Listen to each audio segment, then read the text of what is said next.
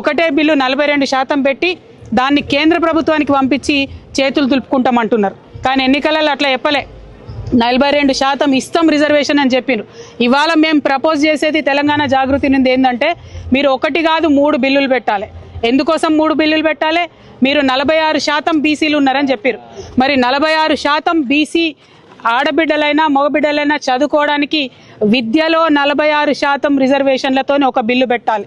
రెండవది 46% మరి ఈ పిల్లలందరూ కూడా ఉద్యోగాలకు అప్లై చేస్తూ ఉంటారు కాబట్టి ఉద్యోగాలలో 46% రిజర్వేషన్తో ఇంకొక బిల్లు పెట్టాలి.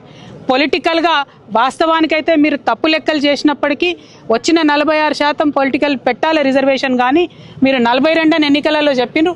కనీసం 42%తోనన్నా మీరు పొలిటికల్ రిజర్వేషన్ కోసం 3వ బిల్లు పెట్టాలి. ఎందుకు 3 సపరేట్ బిల్లులు పెట్టమని డిమాండ్ చేస్తూ ఉన్నామంటే మీరు ఈ బిల్లులన్నీ అన్ని అంశాలు ఒకటే బిల్లులో పెట్టి కేంద్రం మీద తోసేసి చేతులు దులుపుకుంటే మీరు కేవలం మభ్యపెట్టినట్టయితే తప్పితే ఆ వాస్తవమైనటువంటి బెనిఫిట్ బీసీ బిడ్డలకు దక్కదు.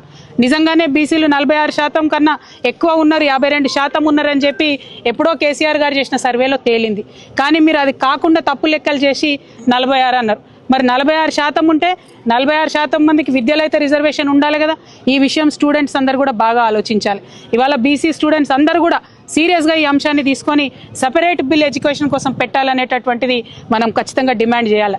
రెండవది ఎంప్లాయ్మెంట్ కోసం చూసేటటువంటి పిల్లలు మరి నిజంగానే మన జనాభా 46% ఉంటే ఎందుకు 42% ఇస్తారు? 46 ఉంటే 46 ఇవ్వాలని ఎంప్లాయ్మెంట్లో సపరేట్గా పెట్టాలని డిమాండ్ చేయాలి. ఇక మూడవది పొలిటికల్ రిజర్వేషన్ కాంగ్రెస్ పార్టీ చెప్పినట్టుగా 42% ఇవ్వాల్సినటువంటి అవసరం ఉంది. అయితే ఇందులో కూడా ఒకటే, మీరు ఇవాళ బిల్లు పెట్టి ఇమీడియట్గా నెక్స్ట్ డే నోటిఫికేషన్ ఇచ్చి మీరు ముందుకెళ్ళినట్టయితే ఎన్నికలలో అది సాధ్యపడుతుంది. కానీ మీరు ఇవాళ బిల్లు పెట్టి వాళ్ళు వీళ్ళు కోర్టుకు వెళ్ళేటటువంటి అవకాశాలు ఇచ్చి ఆ చేతులు తులుపుకునే ప్రయత్నం చేస్తున్నారని నిర్దుష్టమైనటువంటి సమాచారం మా దగ్గర వస్తున్నది.